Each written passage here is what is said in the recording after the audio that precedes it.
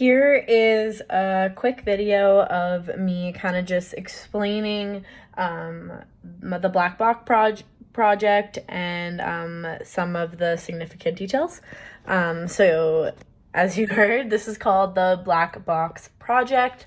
I got a refrigerator box to complete this project. I wanted it to be really confining, really dark, to kind of represent what being in care can feel like, that it can be really sad and it can be confining and it can make you feel very lonely. The purpose of this project is to outline the correlation between out-of-home care and addiction. So I'm going to send pictures, detailed pictures of each part of the box, but the first part is the news section here. So I just have snippets of some abuse and neglect that has happened in group homes across the province and in Canada, as well as some words from some writers just talking about how there's gaps in the system and that it is necessary to restructure the child welfare system. One of the shocking stories here talks about an incident in Regina where a 5-year-old escaped one-on-one supervision through an emergency exit, and he was known to be prone to water, and he was later found in a creek gurgling with his head down. And the same child escaped 2 months later and was found at a Walmart less than 5 kilometers away. So see, these things are reality in a group home. Abuse does happen, neglect does happen. Sometimes taking a child away from a situation that is seemingly unsafe can put them into an even more unsafe position. However, that doesn't mean that all group homes are terrible. There's been some amazing caregivers that I've experienced through working in group homes that really care about the kids, and they want to see them succeed, and they nurture them as much as they can. The next part of my presentation is the intergenerational trauma cycle and how every stage of the intergenerational trauma cycle relates to out-of-home care and addiction. So, as we know, there is a mass overrepresentation of Indigenous children in care, and a big part of that is due to intergenerational trauma, especially among Indigenous people. So, events such as residential schools and the 60s scoop. So the first part of the cycle is trauma experienced firsthand, and people who are in this group develop an inability to develop positive coping mechanisms due to vicarious trauma, and that is passed down to the next generation, which is secondhand trauma. And this group may lack the capacity to recognize trauma-related patterns and then repeat them as a result. Behaviors like this can include substance abuse, lack of connection with family members, negative coping mechanisms to deal with trauma. And then as we go throughout the cycle, it passes on to the children. So just a note, the parents of these children can have their children possibly apprehended because they haven't had a mechanism to adequately deal with trauma. So then the children are placed in out-of-home care. So these children who have experienced this third-hand intergenerational trauma may not be equipped with the skills and coping mechanisms to break the cycle, and then the cycle continuously repeats. So then all of this paired with going into out-of-home care and being separated from your family, being separated from those love and belonging needs, can affect addiction in the future. So Out-of-home care and addiction is related to intergenerational trauma, as I previously discussed, as well as adverse childhood experiences. So if a child is being consistently abused, they could possibly be apprehended into out-of-home care, and depending on their experiences with the system and with out-of-home care, it can end in negative results, quite possibly leading to addiction. And this is just a cumulative response to trauma they experienced while they were living in the family home, trauma they experienced while not living in the family home, living in the group home system, and possibly intergenerational trauma as well. And the next one is separation from family, so losing that love and belonging you need. Consistent changes in environment. So when you're a child in care, you're moving around constantly, bouncing from home to home. And, we always talk about in group homes, consistency, keeping staff there so the children can have consistency. And if you're moving around and around all the time and meeting new people and being acquainted to new environments, there's that lack of consistency there that can affect development. And mental health, obviously the impact of trauma, as well as being separated from your family and into out-of-home care, has effect on your mental health. A lot of the times when I worked in adolescent group homes, all the kids that cycled throughout the home were on some type of medication, whether it be anxiety medication, depression, things like that. The next one is lack of funding and services. So there's been countless times where, we've had meetings about budgeting and making sure that, we don't spend too much money on food, so we have enough money for this. And there's just a really big gap in how much money that is available to these kids. Lack of trauma-informed staff. So within the group home system, you aren't required to have any qualifications. So you can really hire anybody. So the people that are the frontline workers, other than a criminal record check, anything could happen, and not to mention everyone's parenting style is different.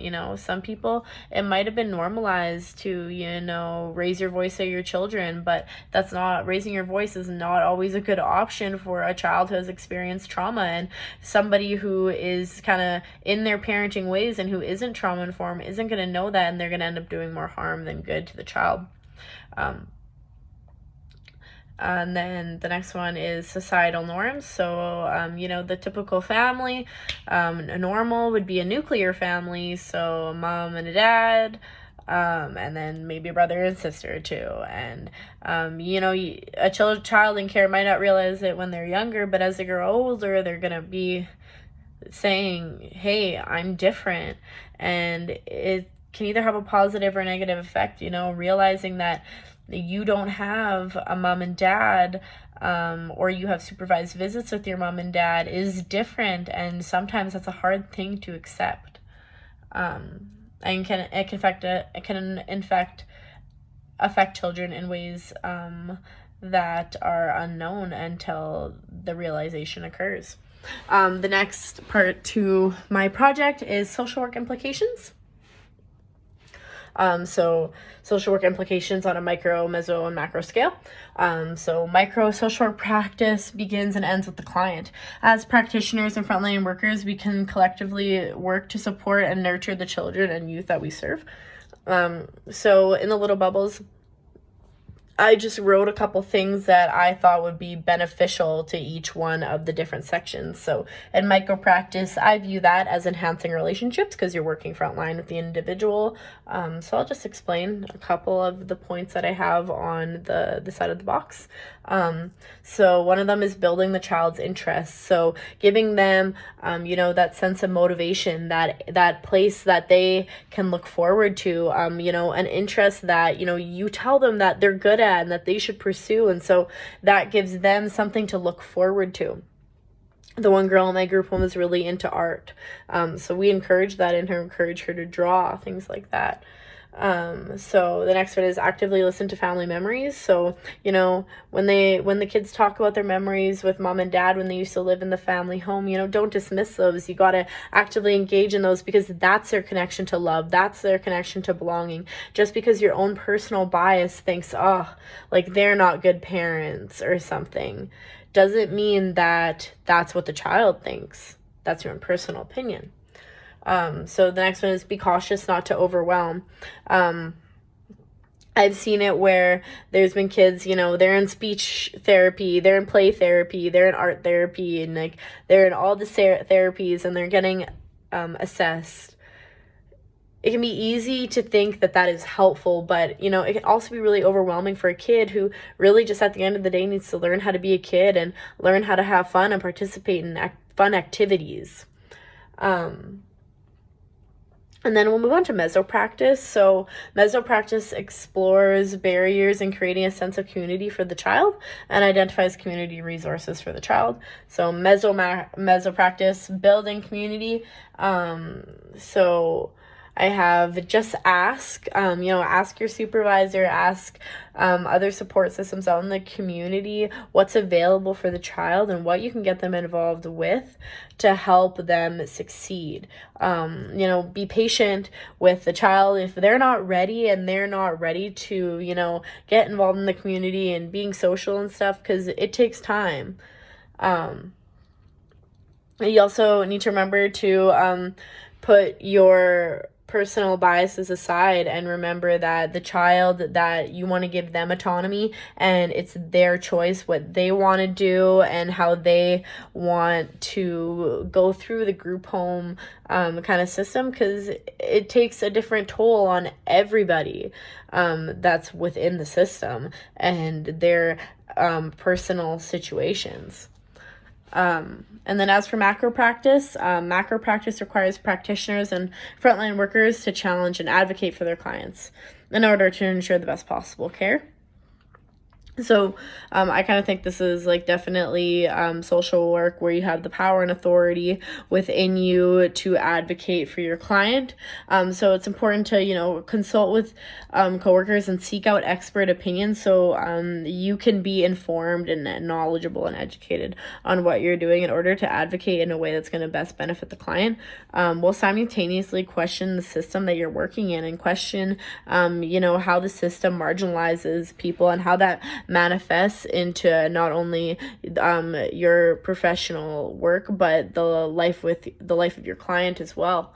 And also a willingness to learn about these systems. Not everything about the system is completely terrible, but not everything is completely good. It's important to take into account that there are, hidden resources, as I like to say, around the community that can benefit clients, and you just have to be willing to look.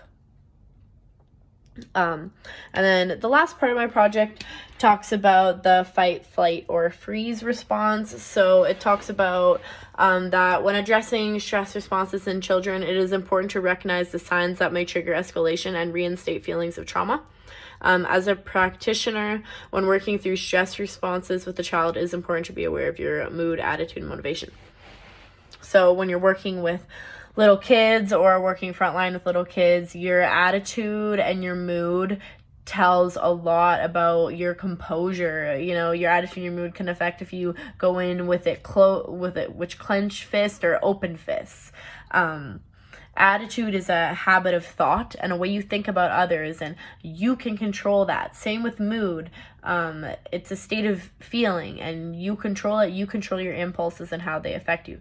Having a bad attitude or being in a bad mood doesn't give you an excuse to be in a bad mood toward others, especially to children who have experienced trauma and who want to be I want you to be happy and be excited to see them. And when your attitude and mood also affects how they're going to carry themselves throughout the day, and in the long term can affect substance misuse, because they're going to remember the caregivers and the practitioners, the social workers that were good to them and were happy and were motivated to get to know them and to be nice to them and be happy to see them and want to help them and want to support them.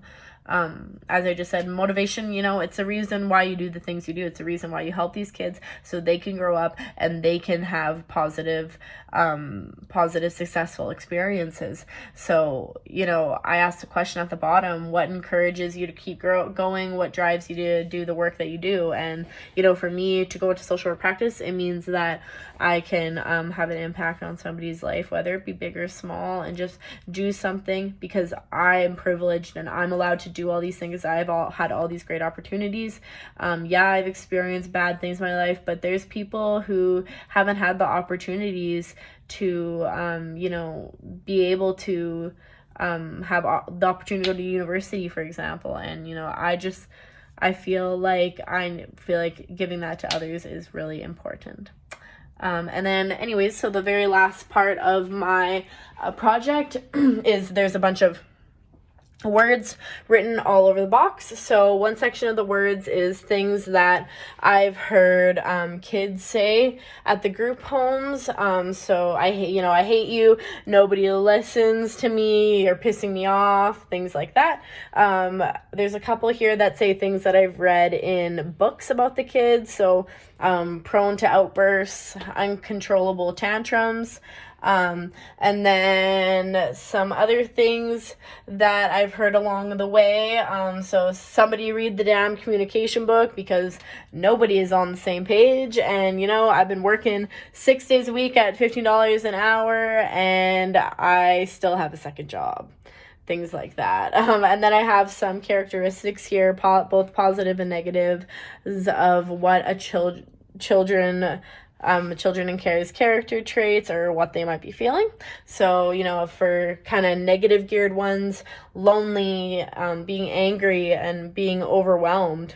Whereas some positive ones, resiliency, adaptability, just being funny. One kid at my group home, she's hilarious, smart, and curious. But yeah, so that's my project. Thank you for watching this video if you did watch it in entirety.